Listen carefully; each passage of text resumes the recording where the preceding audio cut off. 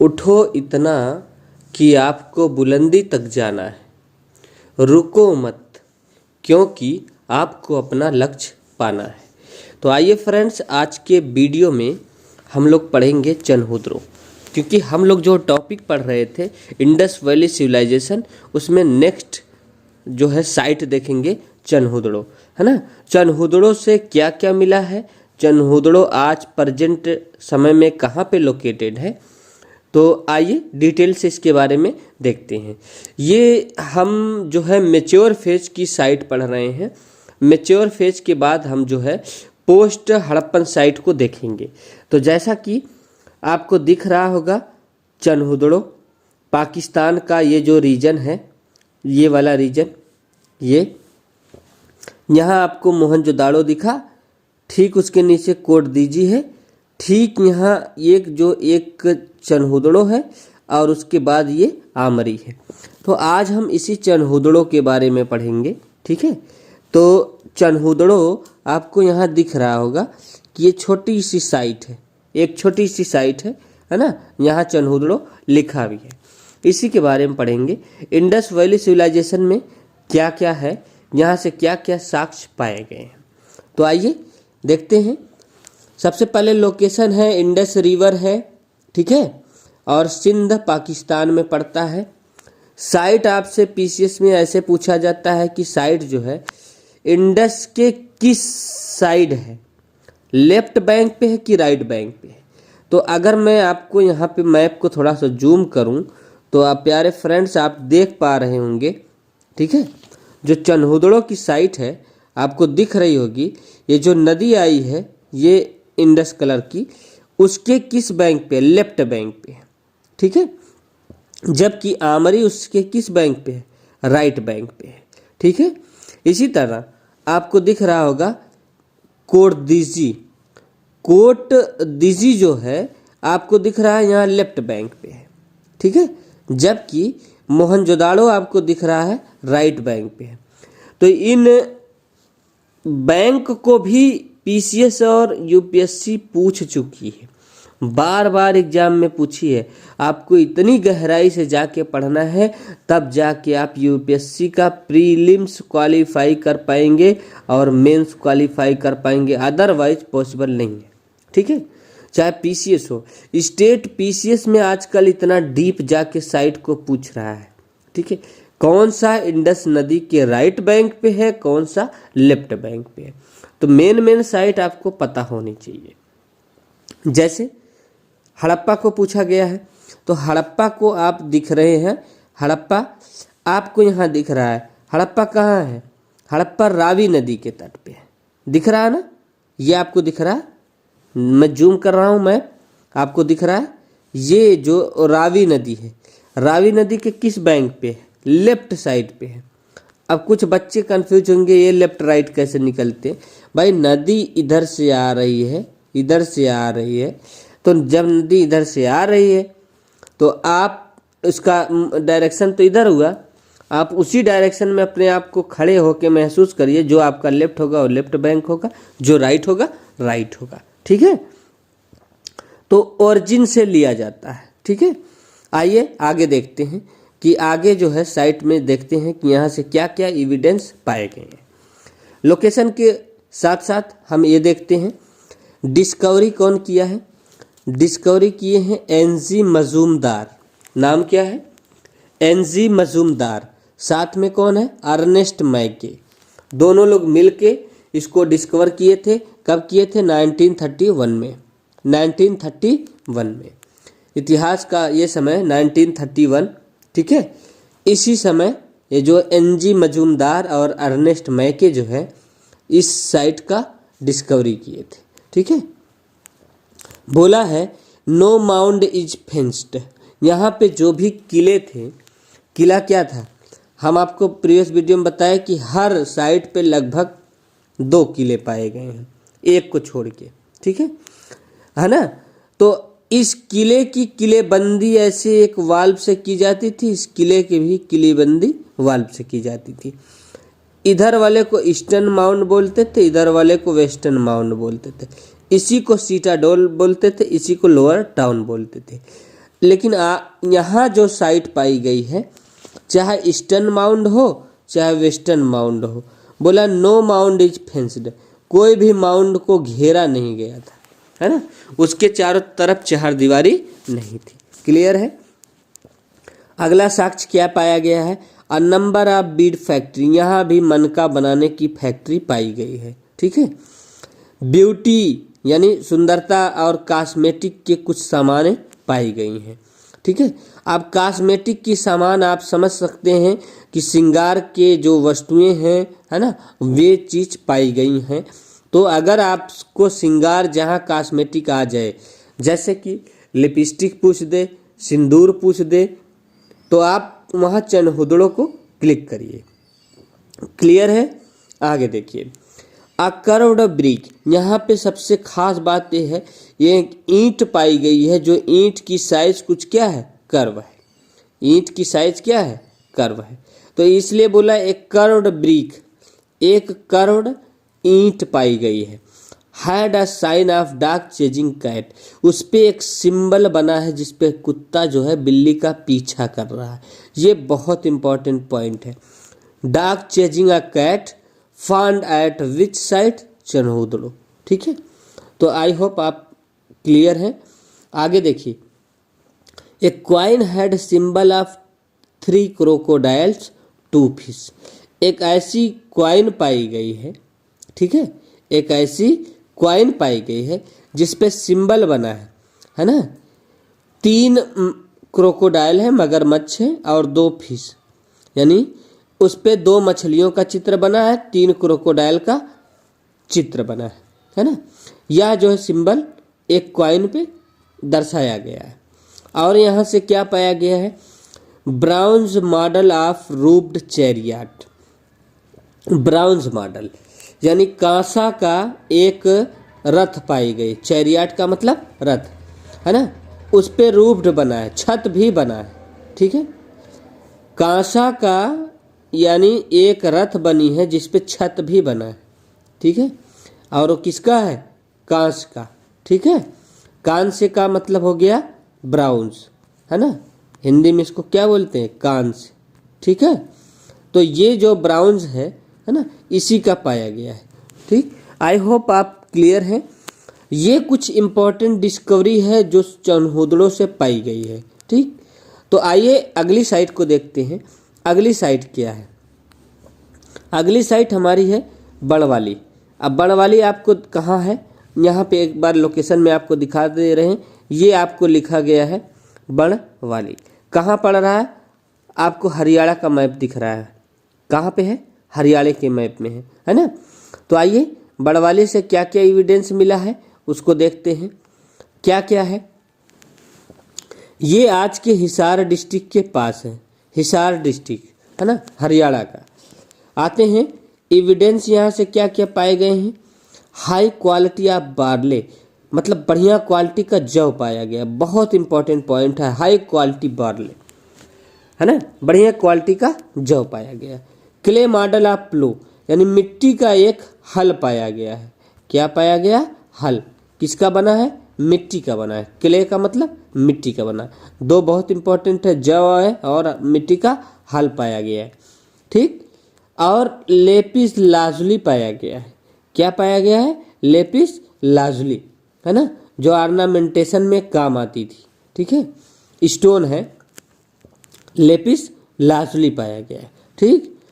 और उसके बाद यहाँ से आईवीसी की तीनों फेज की जानकारी होती है, प्री, मैच्योर और लेट, यानी पोस्ट हड़प्पन। तीनों फेज की जानकारी होती है। बड़वाली ऐसी साइट है जो प्री हड़प्पन भी है, मैच्योर भी है और पोस्ट हड़प्पन भी है। क्लियर है। इससे यहाँ से बहुत चीनी मिट्टी की बने सेरामिक्स मतलब बर्तन मिले हैं। स्टेटाइट सील मिली है। ठीक है। स्टेटाइट की क्या मिली है, सील मिली है ना। सील का मतलब मोहर, जो स्टेटाइट से बनी है। ठीक। यहाँ से भी फायर अल्टर्स पाए गए हैं, अग्नि वेदियाँ पाई गई हैं। और लिखा है seal found only in lower mount, यहाँ पे जो सील पाई गई हैं वह लोअर माउंट से पाई गई, यानी ईस्टर्न माउंट से, वेस्टर्न माउंट से नहीं पाई गई, इस माउंट से पाई गई हैं। क्लियर है। तो यही बोला seal found in only in lower mounds, केवल सील जो है ईस्टर्न माउंट से पाया गया है, सिटाडेल से नहीं पाया गया है। तो आई होप आप इतनी बात समझ गए होंगे। अब आइए देखते हैं राखी गढ़ी। राखी गढ़ी क्या है? राखी गढ़ी भी हरियाणा में साइट है। ये आपको दिख रहा होगा राखी गढ़ी कहाँ पे है? हरियाणा में है साइट राखी गढ़ी की। यहाँ से क्या क्या साक्ष्य पाए गए हैं? ये भी इंडस वैली सिविलाइजेशन की साइट है और इम्पोर्टेंट साइट है। आइए देखते हैं। यह भी नियर हिसार, हिसार के पास में है ना। हंसी भी है, जिंद भी है, इसमें कई जो है डिस्ट्रिक्ट इंक्लूडेड हैं। उसके बाद बोला largest site and town in the world. उस समय लार्जेस्ट साइट भी थी और सबसे बड़ा टाउन भी था वर्ल्ड में, है ना, नगर, जो 350 हेक्टेयर में फैला था। कितने में? 350 हेक्टेयर में फैला था। क्लियर है? ये बहुत इंपॉर्टेंट पॉइंट है। Red wears with incised female फिगराइन, ठीक, कि इसमें कुछ रेड वेयर लाल बर्तन पाए गए हैं जिसपे इंसाइड फीमेल फिगराइन, जिसपे फीमेल का फिगर बना है ना। ये फिगर ऐसे ही बना है जैसे डांसिंग गर्ल बनी थी, है ना। डांसिंग गर्ल का फिगर है मोहनजोदाड़ो से, सेम ऐसा ही फिगर यहाँ राखी गढ़ी से पाया गया है। तो आई होप प्यारे बंधु आप लोग समझ गए। अब आइए देख लेते हैं कुछ post Harappan site. Post Harappan site से क्या क्या मिला है? पोस्ट हड़प्पन साइट का मतलब हो गया इस समय हड़प्पा जो है अपने पतन के अवस्था में था। किस अवस्था में था? पतन था, यानी विनाश का जो है पोजीशन यहाँ पे स्टार्ट हो गई थी। तो जैसा कि मैप है उत्तर प्रदेश का, उत्तर प्रदेश के कुछ डिस्ट्रिक्ट हैं, मैं थोड़ा सा जूम करता हूँ, थोड़ा सा फट जाएगा क्योंकि फिर भी आपको दिखाते हैं। जैसे कि ये आपको दिख रहा होगा सहारनपुर है, ये आपको दिख रहा होगा मुजफ्फरनगर है, ठीक है। ये आपको दिख रहा होगा नीचे बागपत जिला है, ठीक। इधर क्या है? मेरठ जिला है, दिख रहा है ना, मेरठ है ना। और इधर क्या है? बिजनौर है। कौन सा जिला है?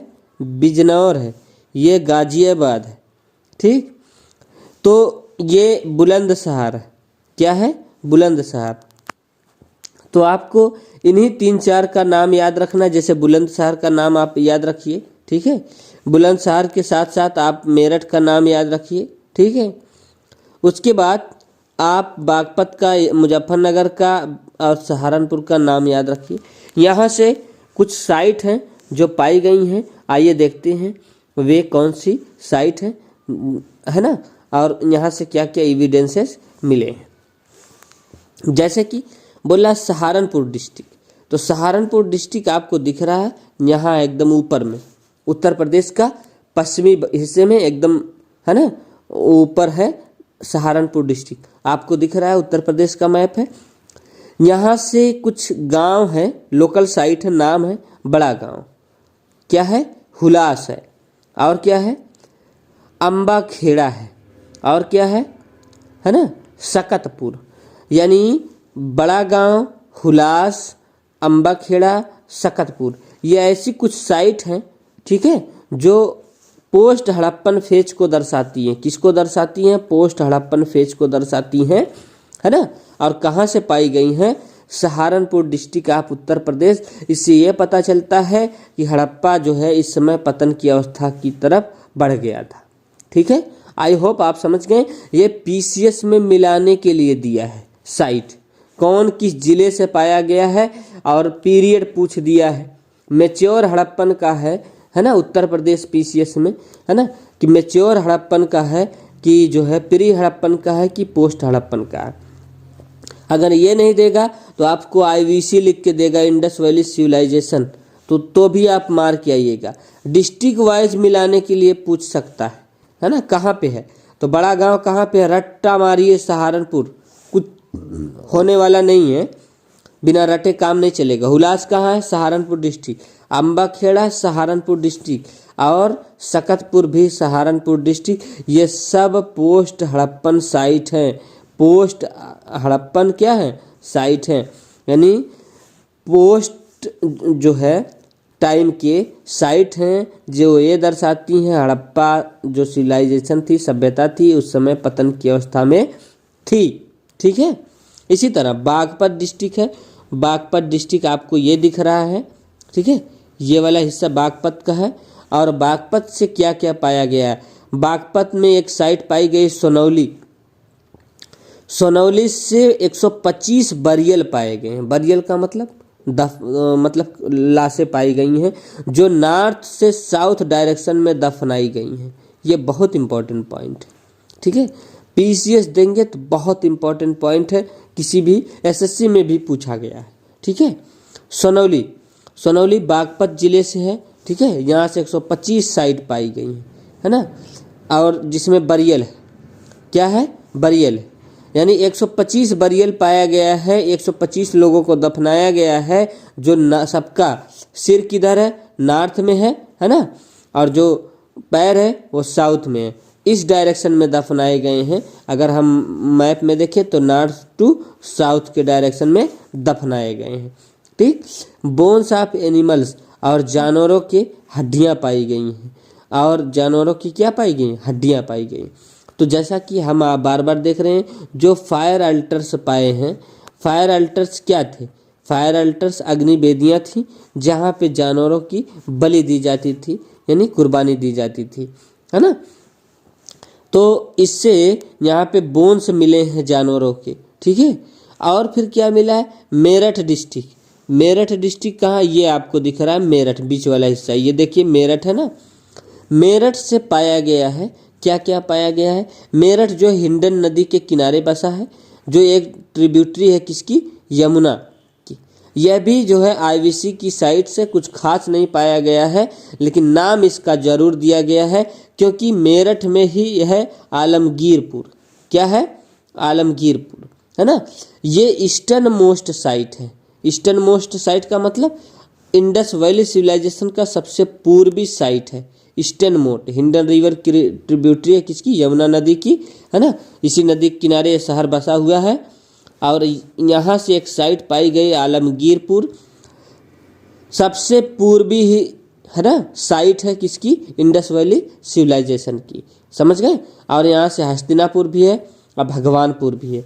ये सब कहाँ से पाए गए हैं? मेरठ से पाए गए हैं। हस्तिनापुर, भगवानपुर और Alamgirpur. Alamgirpur Indus valley civilisation का सबसे, है ना, पूर्वी छोर था। समझ गए। तो आई होप आपको एकदम क्लियर होगा, है ना। आगे क्या बोला है? बुलंदशहर। और बुलंदशहर आपको यहाँ दिखा है ना, जैसा मैप में हमने आपको दिखाया कि बुलंदशहर यहाँ आपको दिख रहा है, बुलंदशहर ऊपर। तो बुलंदशहर में क्या पाया गया? ये जो बुलंदशहर है, बुलंदशहर में क्या पाया गया है ना। बुलंदशहर में एक साइट पाई गई जिसका नाम है भट्टपुर। ठीक है, भट्टपुर और मानपुर, दो साइट पाई गई हैं, भट्टपुर और मानपुर। तो ये साइट को रट लीजिए, पीसीएस का पेपर देना है, रट्टा मार लीजिए, है ना। उत्तर प्रदेश पीसीएस में तो डिटेल से पूछेगा। ठीक है, बुलंदशहर से ये जो साइट है भट्टपुर और मानपुर, है ना, ऐसे मिलाने को दे सकता है भट्टपुर, यहाँ डिस्ट्रिक्ट वाइज दे देगा, सभी डिस्ट्रिक्ट किस डिस्ट्रिक्ट से पाया गया है तब भी आपको मिलाना पड़ेगा, है ना। या टाइम बदल के दे देगा, गुप्ता काल की साइट है, मौर्यन काल की साइट है, इंडस वैली सिविलाइजेशन की साइट है, ऋग्वैदिक की साइट है, तब भी आपको ऐसे जो है एकदम याद होना चाहिए। तो भट्टपुर, मानपुर इंडस वैली सिविलाइजेशन है जो पोस्ट हड़प्पन, यानी, है ना, लेटर हड़प्पन को दर्शाती हैं, है ना, जिससे ये पता चलता हड़प्पा जो उस समय पतन की अवस्था में था। ठीक है, और कहाँ से पाया गया? बुलंदशहर, है ना, जो एक डिस्ट्रिक्ट है किसका? उत्तर प्रदेश का। किसका? उत्तर प्रदेश का, यूपी का। ठीक है, इसी तरह मुजफ्फरनगर है। मुजफ्फरनगर से क्या पाया गया है ना, मंडी गांव पाया गया है ना। ये साइट का नाम है मंडी गांव। और कैराना, कैराना दंगों के लिए फेमस है, बार बार आप दंगा देखे होंगे। ठीक है, कैराना में सुने भी होंगे, जहाँ पे जो है कम्युनल राइट्स हो जाते हैं। तो ऐसे में ये साइट्स यहाँ से आईवीसी साइट्स के भी एविडेंस मिले हैं। ठीक है, इसको याद करके रखिए। ठीक है, और खास कर ये मेरठ का ईस्टर्न मोस्ट साइट है। ठीक है, और उसके बाद ये बागपत का सोनौली, जहाँ से 125 बरियल पाया गया है नॉर्थ और साउथ के डायरेक्शन में।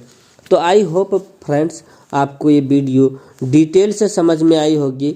अब हम आगे बढ़ते हैं इसी क्रम में, हमें देखते हैं contemporary to IVC Indus valley civilisation के समकालीन और कौन कौन सी सभ्यताएं थी विश्व में। ठीक है, तो आइए इसको भी डिटेल से देखते हैं कि इंडस वैली के समकालीन विश्व में और कितनी सभ्यता मौजूद थी। जैसा कि हम आपको एक फैक्ट बता रहे हैं, बहुत इम्पोर्टेंट फैक्ट है। ठीक है, इंडस वैली जो सिविलाइजेशन थी, है ना, सिंधु घाटी की सभ्यता थी। ठीक, ये मेसोपोटामिया और नील दोनों को मिला दिया जाए तो उनसे 17 गुना बड़ी थी। ठीक है, कितना बड़ा था? 17 गुना बड़ा था। किससे? मेसोपोटामिया और नील, है ना। उस समय जो नील सिविलाइजेशन था, मेसोपोटामिया सिविलाइजेशन था, ठीक है, उनसे ये 17 गुना बड़ा थी, इन दोनों से। ठीक है, बात समझे। उसके बाद सुमेरियन सिविलाइजेशन, इसके समकालीन कौन कौन है? यानी विश्व में मेसोपोटामिया है, नील सिविलाइजेशन है, सुमेरियन सिविलाइजेशन। ये 3 सिविलाइजेशन बहुत, है ना, प्रचलित हैं, जो कंटेम्परेरी टू आईवीसी हैं, इंडस वैली सिविलाइजेशन के समकालीन हैं, उसी समय की हैं। ठीक है, आगे हम देखेंगे, जब इसकी उत्पत्ति पढ़ेंगे तो हम देखेंगे कि इनके आधार पे कुछ वैज्ञानिक कहते हैं और कुछ ये आर्कियोलॉजिस्ट कहते हैं, हिस्टोरियन कहते हैं कि शायद उसमें भी कंट्रोवर्सी है कि इंडस वैली सिविलाइजेशन की उत्पत्ति मेसोपोटामियन जो कल्चर था उसी से हुआ है। ठीक है, तो आगे हम देखेंगे जो है, फिलहाल अभी हम देखते हैं इसके कंटेम्परेरी 3 साइट थी, है ना, 3 सिविलाइजेशन थी। ठीक है, लेकिन ये तीनों की फीचर्स हम आगे डिटेल में देखेंगे। अभी देखते हैं क्या other name Indus valley civilisation का और क्या क्या नाम है। भाई देखिए, लिखा गया है हड़प्पन सिविलाइजेशन बोला जाता है। हड़प्पन सिविलाइजेशन क्यों बोला जाता? क्योंकि हड़प्पा पहले ही साइट थी। ठीक है, हड़प्पा क्या थी? पहली साइट थी, खोजी गई थी, है ना, जिसको 1921 में, है ना, दयाराम सहनी ने खोजा था, इसलिए इसको क्या नाम दिया गया? हड़प्पा सिविलाइजेशन। ये इम्पॉर्टेंट पॉइंट है। फिर उसके बाद क्या है? फर्स्ट अर्बन सिविलाइजेशन इसलिए बोला जाता है कि इसके पहले की जो भी सभ्यता थी उसमें हम अर्बनाइजेशन नहीं पाते हैं, नगरीकरण नहीं पाते। ये पहली सभ्यता थी जिसमें नगर के फीचर्स विद्यमान थे, इसलिए इसको बोला गया फर्स्ट अर्बन सिविलाइजेशन। कहीं कहीं आपको आईवीसी को फर्स्ट अर्बन सिविलाइजेशन के नाम से मिलेगा। चाहे फर्स्ट अर्बन सिविलाइजेशन ऐसे लिख दे कि FIRST, है ना, फर्स्ट अर्बन सिविलाइजेशन, पहला प्रथम नगरी, है ना, सभ्यता, यह ऐसी थी। या हड़प्पन सिविलाइजेशन, हड़प्पन सभ्यता थी। या सरस्वती सिविलाइजेशन, सरस्वती नदियों के आसपास खुदाई से कुछ साइट्स मिले हैं, है ना, इसलिए इसको सरस्वती सिविलाइजेशन भी बोला जाता है। 1100 प्लस साइट्स मिली हैं, इसलिए इसका नाम सरस्वती सिविलाइजेशन भी दिया गया है। ब्राउन्ज कल्चर या ब्राउन्ज सिविलाइजेशन इसलिए बोलते हैं क्योंकि इस समय लोग जो है कापर के साथ टिन का प्रयोग करते थे, जिसको नाम दिया गया था ब्राउन्ज, यानी कांसे का ज़्यादा प्रचलन था, इसलिए इस सिविलाइजेशन को ब्राउन्ज कल्चर भी बोला जाता है। तो ये अलग अलग रीजन है ना। इंडस वैली सिविलाइजेशन क्यों बोलते हैं? क्योंकि जो प्रमुख साइट है इंडस नदी के आसपास बसे हैं, इसलिए हम इसको इंडस वैली सिविलाइजेशन भी बोलते हैं, सिंधु घाटी सभ्यता भी बोलते हैं। तो आई होप ये नाम से आपको क्लियरिटी आ गई होगी, नाम क्यों अलग अलग रखा गया। अब आते हैं, देखते हैं 1826 में, 1826 की बात है, चार्ल्स मेंसन जो थे, ठीक है, was attracted toward the mounds of IVC. इन्होंने जो है कुछ आकर्षण अपना जो है इधर लगाया आईवीसी के जो किले की तरफ, लेकिन जो है शुरुआती दौर था, उस समय इनको जो है अथॉरिटी ने परमिशन नहीं दिया कि आप वहाँ पे क्या करिए, डिस्कवरी किए। बात तब की है जब 1826 का टाइम था। फिर उसके बाद 1853 से 56 के बीच में, है ना, रेलवे लाइन बिछाई जा रही थी लाहौर से कराची। कहाँ बिछाई जा रही थी? लाहौर से कराची, है ना। उस समय जो हेड थे वो जॉन और ये थे विलियम ब्रोंटन थे। कौन थे? विलियम ब्रोंटन। ये लोग क्या किए? एक्सकवावेटेड ब्रिक्स, जब खुदाई किए तो ईंट निकला। क्या निकला? ईंट निकला। ठीक है। लाहौर से कराची की तरफ रेलवे लाइन बिछाई जा रही थी और जॉन और विलियम ब्रोंटन ने खुदाई किया तो यहाँ से काफ़ी ज़्यादा मात्रा में क्या निकली? ईंट निकली। लेकिन फिर भी अथॉरिटी ने अटेंशन नहीं दिया। अथॉरिटी ने इनको परमिशन नहीं दिया खुदाई करने का, कि आप, उस समय अंग्रेज़ों का शासन था, आप जानते हैं कि इंडिया फ्री नहीं हुआ था। ठीक है। और उसको परमिशन नहीं दिया गया कि आप खोजिए, यहाँ पे कुछ हिस्टोरिकल मोनूमेंट्स हो सकते हैं, तो ऐसा नहीं दिया गया। फिर उसके बाद क्या है कि इन 1921, जब 1921 का टाइम आया तो इंडियन आर्कियोलॉजिकल हेड जो थे, ठीक है, इंडिया के जो आर्कियोलॉजिकल हेड थे, उनका नाम था जॉन मार्शल। क्या नाम था? John Marshall, under Dayaram Sahni. John Marshall ने दयाराम सहनी के अंडर में, अधीन में, है ना, एक्सकावेशन की अनुमति दी। और जब एक्सकावेशन किया गया, खुदाई किया गया, तो प्रथम साइट जो प्राप्त हुई वह कौन थी? हड़प्पा। कौन सी थी? हड़प्पा। फर्स्ट साइट जो मिली वह क्या थी? हड़प्पा। इसीलिए इसको नाम ही दिया गया क्या? हड़प्पन सिविलाइजेशन। तो आई होप ये बात आपको क्लियर हो गई होगी।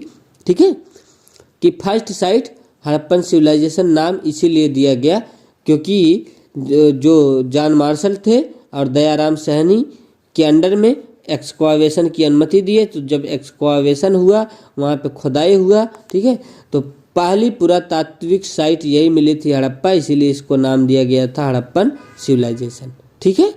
उसके बाद most of the places discovered at Indus river bank valley, जो ज़्यादा साइट हैं, है ना, ये इंडस नदी के किनारे मिले हैं, इसलिए हम इसको आईवीसी इंडस वैली सिविलाइजेशन के नाम से भी बुला लेते हैं। ठीक है, तो आई होप आप समझ गए। फिर उसके बाद बोला है 1100 साइट्स से अधिक प्लस, मतलब more than 1100 sites have been discovered at the Saraswati river valley. Saraswati river valley के आसपास 1100 साइट प्लस मिले हैं, इसलिए जो है इसको जो है सरस्वती सिविलाइजेशन का भी नाम दिया गया। तो आई होप आपकी बातें सभी क्लियर होती हैं, है ना। फर्स्ट अर्बन सिविलाइजेशन क्यों किया गया? कि फर्स्ट अर्बन फीचर्स पाए गए। प्रथम इसमें नगरी, है ना, नगरी जो है इसके गुण पाए गए, इसीलिए इसको नाम दिया गया कि फर्स्ट अर्बन सिविलाइजेशन। ठीक है। उसके बाद so called first urban civilisation. उसके बाद जो मोस्ट विपन थे, ज़्यादातर जो विपन्स थे, औजार थे, वे ब्राउंज के बने थे, कापर प्लस टिन, जिसमें कापर और टिन का मिक्सचर है, इसलिए इसको कहा गया ब्राउंज कल्चर। इसीलिए इसका नाम दे दिया गया क्या? ब्राउंज कल्चर। तो फ्रेंड्स आइए देखते हैं ओरिजिन क्या है, उत्पत्ति क्या है। उत्पत्ति में आपको पीसीएस और यूपीएससी दोनों में ये पूछा जाता है कौन सा जो इतिहासकार है जो इसको एलियन ओरिजिन यानी विदेशी उत्पत्ति मानता है, कि हड़प्पा सभ्यता का जन्म विदेशियों से हुआ है, यानी बाहर के लोग आए यहाँ बसे और वही जो इस सभ्यता का डेवलपमेंट किए। तो ऐसा आपको मैच करने के लिए देता है और डायरेक्ट, है ना, राइटर का नाम, है ना, और उसके जो है विचार पूछ देता है। तो हम इसको देखते हैं एलियन उत्पत्ति में क्या है। एलियन विदेशी ओरिजिन, कौन कौन ऐसे जो इतिहासकार हैं जो मानते हैं हड़प्पा सभ्यता की उत्पत्ति विदेशियों से हुई। इसमें कुछ सबसे पहले माना जाता है मेसोपोटामियन और सुमेरियन डेवलपमेंट, है ना। कुछ लोग कहते हैं कि इसकी उत्पत्ति मेसोपोटामिया और सुमेरिया से हुई है। ठीक है। इसमें कौन कौन इतिहासकार हैं? जैसे गार्जन चाइल्ड हैं, ठीक है, जो गार्डन चाइल्ड हैं ये मानते हैं, ठीक है। और उसके बाद जॉन मार्शल है, सर जॉन मार्शल है, ये भी कहते हैं इसकी उत्पत्ति मेसोपोटामिया या सुमेरिया से हुई है। डी कौशाम्बी हैं, इनका भी वही मानना है। HD सकालिया हैं, ये भी मानते हैं। क्रेमर हैं, ठीक है। और क्रेमर के साथ साथ लास्ट में है लियोनार्ड बुल है ना। ये मैच करने के लिए ये उत्तर प्रदेश PCS में पूछ दिया है, ठीक है।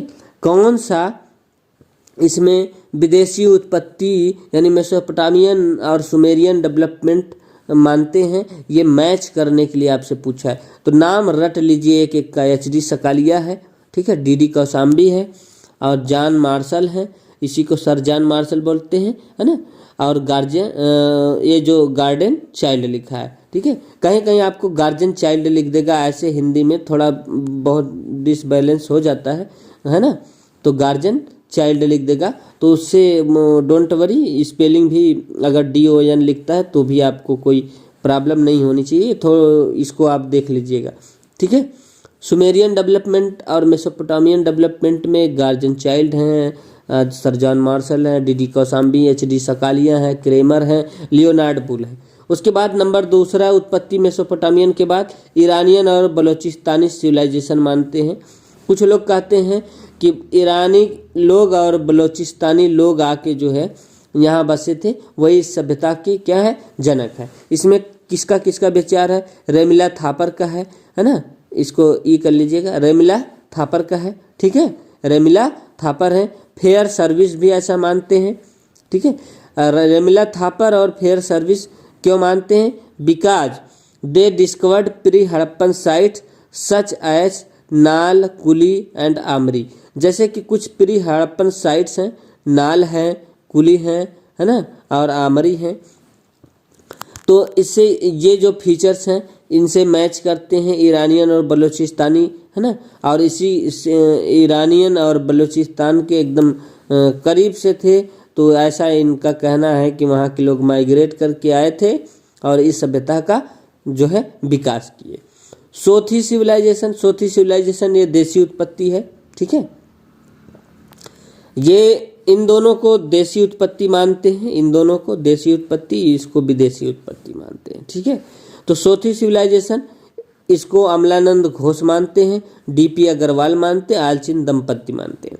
ये 3 राइटरों का ये पूछा गया है, ये भी पूछा गया, ये भी पूछा गया और ये भी पूछा गया, ठीक है।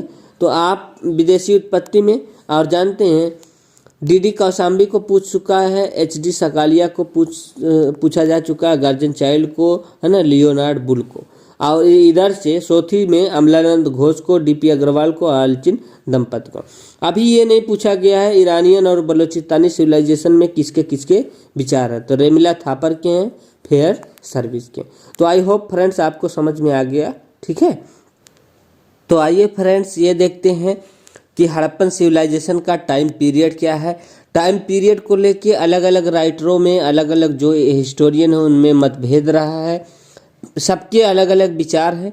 हम इनमें से कुछ इम्पोर्टेंट जो है राइटर हैं, है ना, उनके क्या विचार हैं उसको पढ़ लेते हैं, है ना, हिस्टोरियन का मत। और इसी को हम जो है जब मेंस लिखेंगे तो अगर क्वेश्चन पूछता है तो हम ऐसे ही लिखेंगे, ठीक है। तो आइए हड़प्पन सिविलाइजेशन का एक टाइम पीरियड देखते हैं क्या है। बोला है there is no authentic date about Harappan civilisation, कोई ऑथेंटिक डेट नहीं है, ठीक है। जो हिस्टोरियन है इसमें आपस में कंट्रोवर्सी है, ठीक है। आगे देखिए, फादर एच हेराज इसको 6000 BC मानते हैं कि हड़प्पन सिविलाइजेशन का जो टाइम पीरियड है 6000 BC से बिगिनिंग होता है, ठीक है। जबकि माधव स्वरूप वत्स जो है 3500 से 2700 BC माने हैं। इनका पूछा गया है कि माधव स्वरूप वत्स के अनुसार हड़प्पन सिविलाइजेशन का टाइम पीरियड क्या है, PCS में पूछ लिया गया है, ठीक है। उसके बाद सर जॉन मार्शल का जो है के अनुसार इनका भी पूछा गया है। ये 3225 से BC से लेकर 2750 BC तक माने हैं, ठीक है। तो सर जॉन मार्शल का भी पूछा जा चुका है, आप इसको रट लीजिए, ठीक है। कि सर जॉन मार्शल के अनुसार हड़प्पन सिविलाइजेशन की जो टाइम पीरियड है 3225 से 2750 है। एग्जैक्ट डेट एकदम रटिएगा, क्योंकि ये ऐसे ही पूछा जाता है, पीसीएस में एकदम फैक्चुअल होता है। 7 टाइम्स फ्लड बताए थे सर जॉन मार्शल ही कि हड़प्पा में 7 बार बाढ़ आई थी, इसलिए हड़प्पन सभ्यता का विनाश हुआ। आगे चल के उसको हम देख लेंगे। मैके बोले हैं 2800 बीसी से 2500 बीसी है हड़प्पन सिविलाइजेशन का टाइम पीरियड, है ना। मैके बोले हैं। डीपी अग्रवाल बोले हैं 2700 बीसी से लेके 1700 बीसी तक है डीपी अग्रवाल, है ना।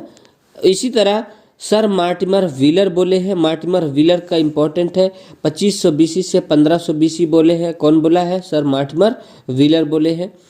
जबकि रेडियो कार्बन डेटिंग जो मिलता है ये बोलता है 2350 से 1750 के बीच में मेच्योर फेज, है ना। ये था हड़प्पन सिविलाइजेशन, यानी हड़प्पन सिविलाइजेशन जो है 2350 से लेके 1750 तक। ये कौन मानता है? Radio carbon dating. अधिकांश बुक में आपको यही जो अधिकांश डेट आपको यही देखने में मिलेगा जो सर्वाधिक मान्य है, ठीक है, 2350 से 1750। इसी तरह फेयर सर्विस बोले थे 2000 बीसी से 1500 बीसी। तो आई होप आपको एकदम क्लियर हो गया होगा। ये बार बार पीसीएस में पूछा गया है, मिलान के लिए आया है। इधर समय दे देगा हड़प्पन सिविलाइजेशन का टाइम पीरियड, इधर जो हिस्टोरियन होंगे इनको आगे पीछे करके लिख देगा, आपको मिलाना रहेगा। इसको आप रटिए। डीपी अग्रवाल जैसे 2700 से 1700 बीसी, ठीक है। मार्टिमर व्हीलर 2500 से 1500 बीसी। इसी तरह माधव स्वरूप वत्स का 3500 से 2700 बीसी, ठीक है।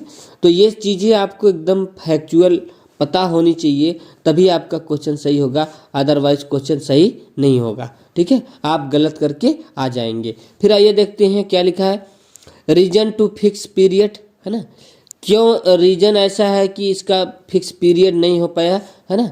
यहाँ पे आप अनफिक्स करिए, ये गलती से मिस प्रिंट है, अनफिक्स पीरियड, ठीक है। क्यों इसका जो डेट हम फिक्स नहीं कर पाते हैं, है ना, एग्जैक्ट डेट क्या है ना, उसके कई रीजन हैं। बेसिकली 3 रीजन है। नंबर 1 है स्क्रिप्ट अनडेसिफर्ड। अभी तक इसका जो स्क्रिप्ट है, भाषा है, लिपि है, वो अभी तक अनडेसिफर्ड है, पढ़ी नहीं जा चुकी है, पहली कंडीशन है ना। इस वजह से एग्जैक्ट टाइम बता पाना क्या है, मुश्किल है। दूसरी कंडीशन है कि problem with vertical drilling due to underground water. जब हम वर्टिकल ड्रिलिंग करते हैं, ऐसे लंबवत ड्रिलिंग खुदाई करते हैं, तो नीचे आपको पता है कि पृथ्वी के जो सतह है, सरफेस के नीचे अंडरग्राउंड वाटर है, इससे प्रॉब्लम होती है, ठीक है। अंडरग्राउंड वाटर से अच्छे से खुदाई और एविडेंस प्राप्त नहीं हो पाते हैं। उसके बाद अगर हम हॉरिजेंटल इस तरह खुदाई करेंगे हॉरिजेंटल में, तो इसका जो है प्रॉब्लम और इसका कास्ट इतना ज़्यादा होगा, सरकार के ऊपर बर्डन होगा कि इसको जो है सहन नहीं किया जा सकता। इसलिए इन्हीं सब समस्याओं की वजह से इसका एग्जैक्ट टाइम पीरियड बता पाना क्या है, मुश्किल है। तो आई होप आप समझ गए होंगे फ्रेंड। अब आइए देख लेते हैं इसका शेप कैसा था, हड़प्पन सिविलाइजेशन का शेप कैसा था। शेप का मतलब आकार कैसा था। ये त्रिकोणी थी, यानी ट्रायंगुलर शेप थी, है ना। अगर आप थोड़ा सा देखेंगे तो थोड़ा सा ऐसे होगा, ऐसे थोड़ा सा ऐसे होगा, लेकिन आपसे जब भी पूछेगा तो आप त्रिकोणी मार के आइएगा, ठीक है। क्यों ऐसे था? क्योंकि आपको पता है ये हिस्सा है, ये आलमगीरपुर है, ठीक है, आलमगीरपुर, है ना। तो ये आलमगीरपुर इस कहाँ है? मेरठ में है। तो ये वाला हिस्सा इसीलिए थोड़ा सा ऐसे है, ठीक है। सबसे नॉर्थ में है मांडा। मांडा कहाँ पड़ता है? JNK में, कश्मीर में पड़ता है, ठीक है। और वेस्ट में है सुतकांगेडोर। सुतकांगेडोर कहाँ है? ठीक है, आपको दिखेगा कि एकदम सिंध में है, ठीक है, पाकिस्तान के। साउथ में क्या है? दैमाबाद है, ठीक है। साउथ में क्या है? दैमाबाद है, ठीक है। तो आप देखेंगे MP महाराष्ट्र का जो बॉर्डर है वहाँ पे है दैमाबाद, ठीक है, दैमाबाद में है, साउथ में, ठीक है। और ये जो दूरी आपसे पूछा, नॉर्थ से साउथ की दूरी कितनी है? नॉर्थ से साउथ की दूरी 1400 किलोमीटर है, ठीक है। और ये जब पूछेगा नॉर्थ से और वेस्ट की दूरी कितनी रही है ना, तो 1600 किलोमीटर रही है। और जब आपसे पूछेगा साउथ से, है ना, वेस्ट की दूरी कितनी रही है, तो 1300 किलोमीटर रही है ना। इसी को कई बार कोस्टल भी बोला जाता है। क्या है, कोस्टल डिस्टेंस कितनी है, कोस्टल डिस्टेंस है 1300 किलोमीटर। तो है ना, ये दूरी भी पूछा गया है और ये इसका शेप भी पूछा गया है, इसलिए मैं आपको बता रहा हूँ। ठीक है, तो आई होप आपको अच्छे से समझ में आ गया होगा। इस वीडियो में इतना ही, और मिलते हैं आगे। हम ये देखते हैं कि टाउन प्लानिंग क्या है, हड़प्पन सिविलाइजेशन के फीचर्स देखेंगे कि हड़प्पन सिविलाइजेशन के फीचर्स क्या क्या थे। ठीक है, जैसे टाउन प्लानिंग हो गया, इकोनॉमी हो गया, एग्रीकल्चर हो गया, सोशल हो गया, रिलीजन हो गया, इन सब को डिटेल में पढ़ेंगे। उसके बाद हम कंक्लूजन देखेंगे, इस पे बेस्ड कुछ क्वेश्चन देखेंगे। ठीक है, तो आई होप फ्रेंड्स आप समझ गए। ठीक है, मिलते हैं नेक्स्ट वीडियो में। तब तक के लिए आप लोग अपना ध्यान रखिए और अच्छे से पढ़ाई करिए। आप अपने लक्ष्य पे ओरिएंटेड रहिए, लक्ष्य के बेस पे काम करिए, है ना। मन में ज़्यादा भटकाव मत उत्पन्न करिए। ठीक है, ओके, बाय बाय।